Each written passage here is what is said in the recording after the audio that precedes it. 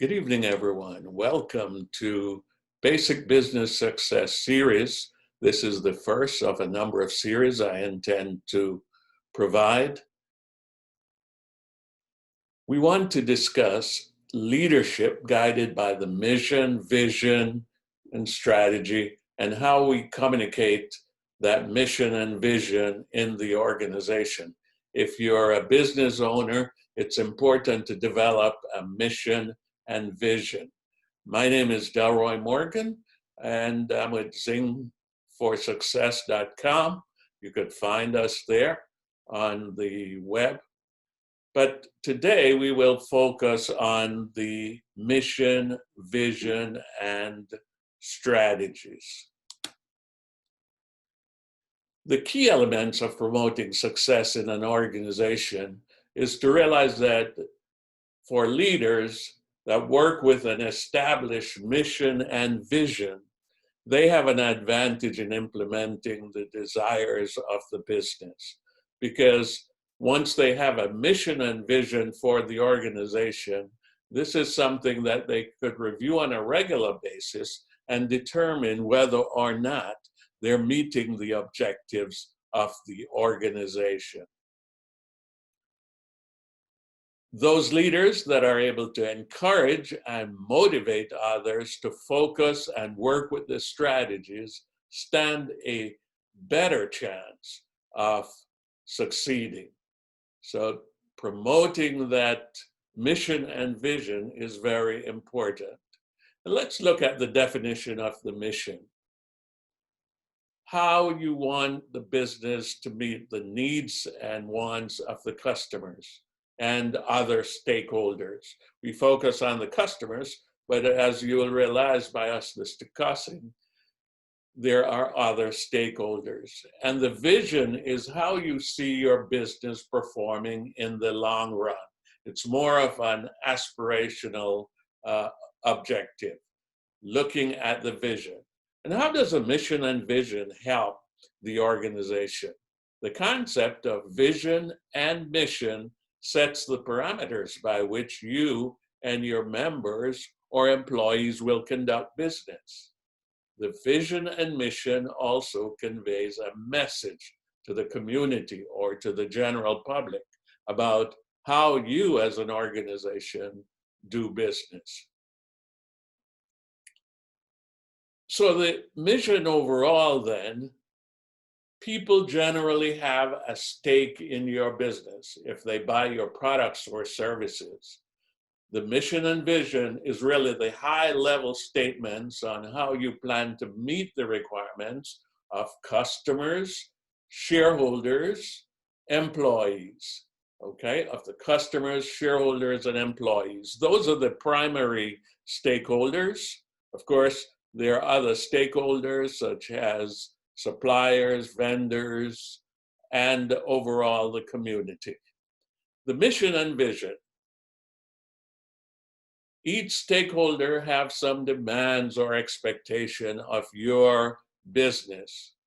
Those demands and expectations may be met by two approaches. One, either to hastily respond to the demands and expectations that arise, or having some systematic way to discuss and address these expectations.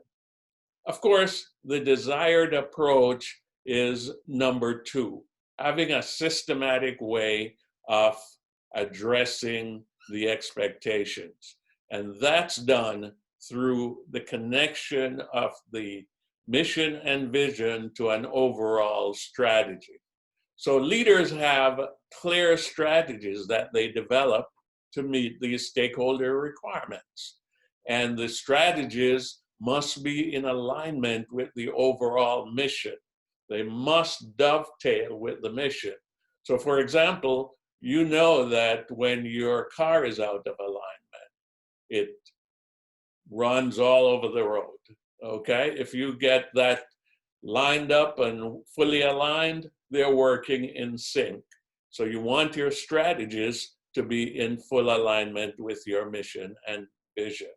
You also want to have a direct and uncomplicated mechanism to convey the strategies to members of your organization or of your business, to the customers of your business. In developing and implementing strategies, leaders should encourage feedback. So once you develop your mission and vision, that's more of a collaborative approach with your team, or if you use an outside entity, such as a advisor like Zing for Success, these are things we provide, then you work with them to develop the vision, mission, and the strategies to encourage, to then provide to your employees or your members and ask for feedback. You then evaluate those feedback and assess which components of those feedback you will be implementing as workable ideas. But the key is not all suggestions are workable at the time, but you keep those suggestions in case further down the road you could implement them. Maybe from a finance standpoint, you can't implement all the suggestions, but keep in mind that you will always be able to use those good ideas and encourage continuous feedback. Why is strategic planning so important to an organization? Strategic planning establishing the foundation for smooth operation and for the success of the organization. There, you also identify key attributes that are important to pursue as a business and ensure that the important initiatives are reviewed for alignment with the mission and vision. This improves the chance that you'll meet stakeholders' requirements. So that's very important to realize. How should the strategic planning be performed? Typically, it's performed with the leadership team to review the strategies, and the best way to do that as a minimum is once a year, you want to look at your strategies or create new strategies. And there you're looking at a 1 to 3 year horizon. Then you want to make sure your strategies are flexible, which means that as changes occur through the year, you could adjust to those changes. So for example, if you're doing business on a one-on-one basis and meeting clients, and it's a case like where we have this pandemic, suddenly you're now have to shift your business where you provide those services online or find mechanism for interfacing online. You want to translate those strategies into meaningful actions that can be measured so that those actions are put into play and you could measure the effectiveness of those actions. From the strategic planning implementation standpoint, strategic planning should directly connect to the operations, customers, employees, and your financial goals associated with shareholders or owners. Management needs to communicate the vision, mission, and strategies to all in the organization, including those on the front line. The folks in your organization should understand how what they do on a day-to-day basis impacts your organization. So they must be communicated down through the organization. And you want to implement the actions related to those strategies. As an example, here is what may be called a scorecard or some kind of balanced scorecard, where you look at the key components in your business. So first you identify the mission here. You write out your mission, write out your vision, and you look at What are the things you're going to do to support the mission and vision in each of the key stakeholders areas? So here, as an example, we have customers, employees, and shareholders or owners for smaller businesses, or for nonprofit businesses, typically looking at the owners or the members.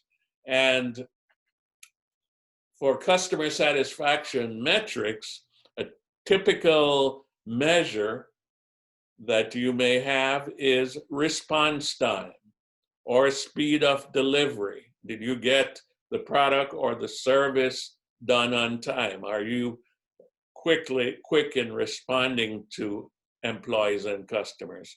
And then the quality of the products and services make sure that those are acceptable. So you are measuring from a customer satisfaction standpoint those key components. Employee satisfaction, of course, you have quality employee training. The training for employees need to be sharp and on target and meeting the needs of the business. Level of management support that's provided to employees. Some folks do a employee survey where one of the things that they look at is competitive compensation and making sure the compensation is on par or is better than the competition. Shareholders satisfaction metrics look at return on investment, level of profitability, and there are many other components that you could look at. Some of the items to be considered, in addition to what we've discussed, such as the requirement of the stakeholder, financial condition of the business, you could look at the effectiveness of existing resources of the business and how that's being used. Incentive required for employees and members. We talk about one of them, but how do you motivate your employees? And then best offer of competitive products or services. Internal resources and core competencies. So make sure you're focusing on the resources that you have internally to meet customers' expectation. And also that folks have the proper core competencies to do business. They have the right training for the position that they're doing.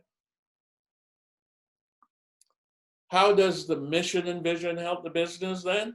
The mission and vision set the stage for your managers, employees, members to have an overall sense of your focused purpose. What you want your business to represent. You must look at those components of the business. Will your business be a primary provider of some systems or software in a particular region or across the United States?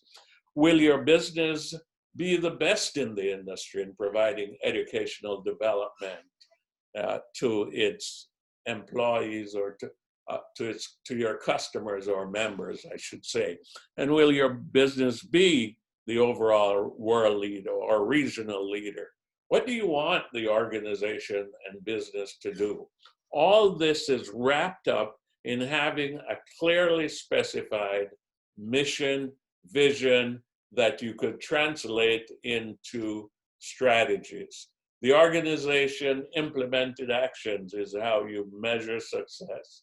The employees need to drive to achieve customer satisfaction, shareholders' expectation, and overall, you need to have a positive working environment for employees, members.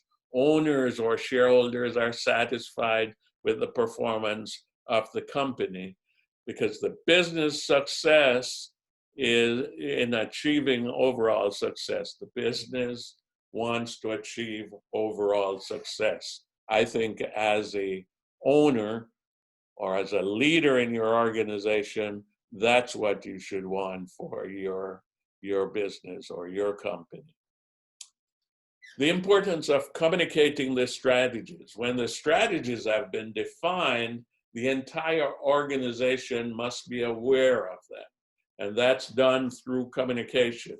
maybe through a series of meetings, town meetings. In larger companies, they do that through town meetings or a series of morning or weekly meetings. But the key is there must be a mechanism for helping employees understand what they're expected to do and how that matches up with the overall mission and vision. The vision and mission is vital to your business then, in summary, if I must summarize here. Vital. As leaders of the organization, you should use the vision and mission to create purpose for your people. The mission provides the high-level description again for the organization and your plan to achieve the vision. The vision is a long-term perspective of what the organization will be in the future. What do you see out there for your business? Leaders should use the strategies to identify how the business or how the organization will focus on achieving the overall mission and vision. And then the vision, mission, and strategies are the foundation again to having success in your business if you review them often and put them to work. So make sure you remember that the vision, mission, and strategies are not just supposed to be on the shelf collecting dust, but they should be used effectively on a day-to-day, month-to-month, year-to-year basis.